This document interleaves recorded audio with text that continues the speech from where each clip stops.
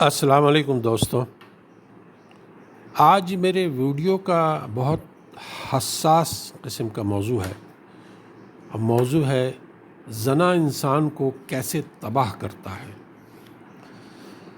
زنا آپ سے سب کچھ چھین لیتا ہے، آپ کی دولت، آپ کا ذہنی سکون، سب کچھ۔ یہ قرآن مجید میں بیان کردہ ان چند گناہوں میں سے ایک ہے جسے فحشہ کہا گیا ہے۔ فحشہ کا مطلب سراسر گندگی۔ یہی جانیے میری اس ویڈیو کے اندر کہ یہ آپ کی سوچ سے بھی زیادہ تباہ کن کیوں ہے۔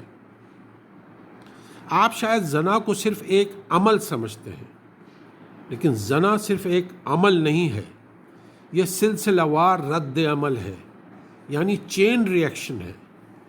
یہ ایک نظر سے شروع ہوتا ہے، ایک مسکراہٹ، ایک میسج، ایک ملاقات، اور پھر اس سے پہلے کہ آپ کو اندازہ ہو آپ کا دل حد پار کر چکا ہوتا ہے اور آپ کا جسم بھی جلد ہی اس کے پیچھے چل پڑتا ہے۔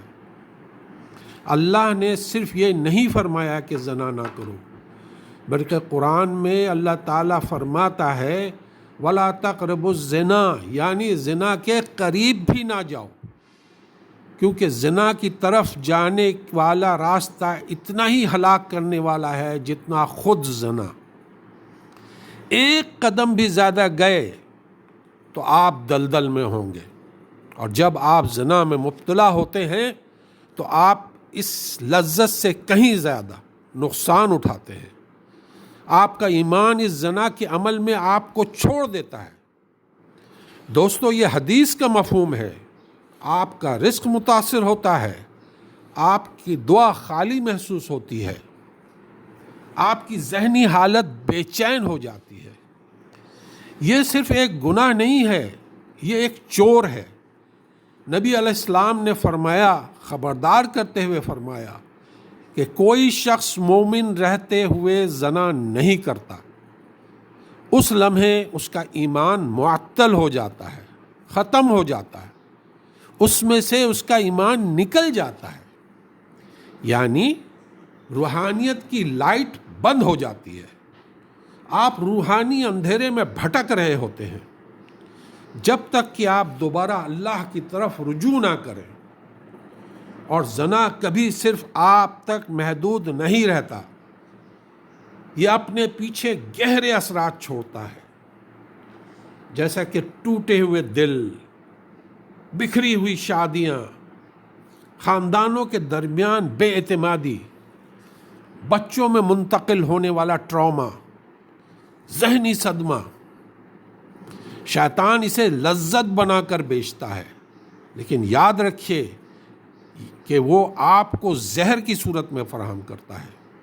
اگر آپ کسی بھی طرح اس میں مبتلا ہو چکے ہیں تو یہ جان لیں کہ اللہ کی رحمت آپ کے گناہ سے کہیں بڑی ہے۔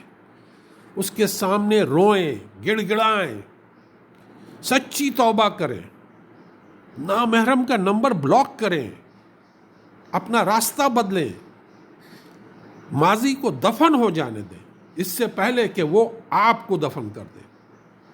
اور اگر آپ اس سے بچے ہوئے ہیں تو الحمدللہ کہتے ہوئے اپنی اور اپنے گھر والوں کی حفاظت کریں، اپنی نظریں نیچے رکھیں، یہ پرائیویٹ کنورسیشن اور گفتگو سے پرہیز کریں، ایسی صورتحال سے دور بھاگیں جہاں آپ کا نفس خود کو مضبوط محفوظ کرے، کیونکہ جب آپ کا نفس مضبوط ہوتا ہے آپ اس وقت سب سے زیادہ کمزور ہوتے ہیں۔